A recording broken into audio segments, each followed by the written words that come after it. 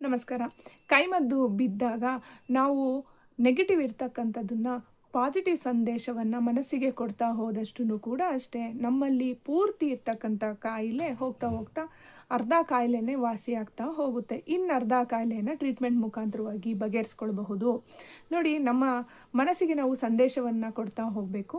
ಮದ್ದಿಡಿನೇ ಆಗಿರಲಿ, ಮಾಟ ಮಂತ್ರನೇ ಆಗಿರಲಿ, ಅಥವಾ ಬೇರೆ ಇನ್ನೇನೋ ಒಂದು ಸಮಸ್ಯೆ ಇದ್ರೂ ಕೂಡ ಅಲ್ಲಿ ನಾವು ಒಳ್ಳೆಯದನ್ನು ನೋಡ್ತಾ ಹೋಗಬೇಕು.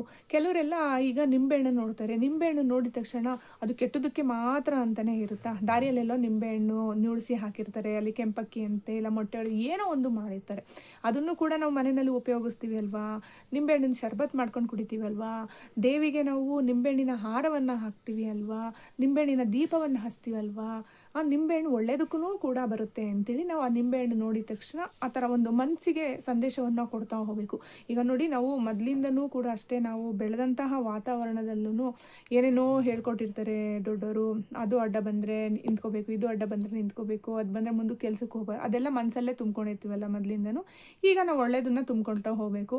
ಅದೇನೇ ಏನಾಗುತ್ತೆ ಅಂದರೆ ಬೂತು ಥರ ಹೆಮ್ಮರವಾಗಿ ಬೆಳೆದ್ಬಿಟ್ಟು ಅವು ನಮ್ಮನ್ನು ತಿನ್ನೋದಕ್ಕೆ ಶುರು ಮಾಡುತ್ತೆ. ಸೊ ಹಾಗಾಗಿ ಈ ಥರದ ಒಂದೊಂದು ವಾಕ್ಯವನ್ನೆಲ್ಲ ನಾವು ತುಂಬ್ತಾ ಹೋದಷ್ಟು ನಮ್ಮ ಮನಸ್ಸಿಗೆ ಸಂದೇಶವನ್ನು ಕೊಟ್ಟಷ್ಟು ಕೂಡ ಒಳ್ಳೆಯದಾಗ್ತಾ ಹೋಗುತ್ತೆ. ಈಗ ಮದ್ದಿಡಿ ಬಿದ್ದಿರುತ್ತಾ ಆಗಿರುತ್ತೆ, ಓಕೆ ಮದ್ದಿಡಿನ ಓಕೆ ಓಕೆ ಆಯಿತು, ಟ್ರೀಟ್ಮೆಂಟ್ ತೊಗೊಂಡ್ರೆ ಸರಿ ಹೋಗುತ್ತೆ.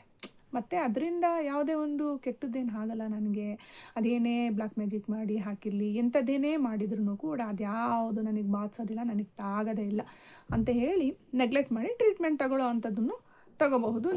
ನೀವು ನೆಗ್ಲೆಕ್ಟ್ ಮಾಡ್ತೀರಾ, ಅಲ್ಲಿ ಕಾಯಿಲೆನೂ ಕೂಡ ಅಷ್ಟೇ ವಾಸಿ ಆಗ್ತಾ ಹೋಗುತ್ತೆ. ಮತ್ತು ಇನ್ನೂ ಕೆಲವು ಪೇಷಂಟ್ಗಳೆಲ್ಲ ಇದ್ದಾರೆ, ವಾಸಿ ಆಗಿದೆ ಅಂತ ಹೇಳಿದ್ರೂ ಕೂಡ ಅವರು ನಂಬೋದೇ ಇಲ್ಲ, ನಂಬೋ ಸ್ಥಿತಿನಲ್ಲಿರಲ್ಲ. ಯಾಕೆ ಅಂದರೆ ಮನಸ್ಸಿಗೆ ಆ ಸಂದೇಶ ಹೋಗಿರೋದಿಲ್ಲ, ದೇಹದ ಕಾಯಿಲೆಗಳೆಲ್ಲ ವಾಸಿಯಾಗಿರುತ್ತೆ, ಮನಸ್ಸಲ್ಲಿ ಅದು ಕೂತ್ಕೊಂಡಿರುತ್ತೆ.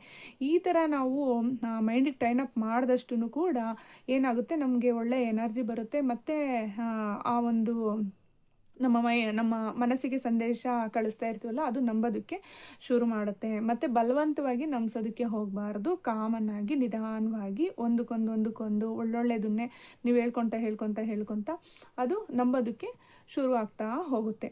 ಈ ಥರದ ಒಂದು ಅಭ್ಯಾಸದಿಂದ ಅರ್ಧ ಕಾಯಿಲೆನೇ ವಾಸಿಯಾಗುತ್ತೆ. ಈ ಥರ ಒಂದು ಅಭ್ಯಾಸವನ್ನು ನೀವೂ ಕೂಡ ಮಾಡಿ.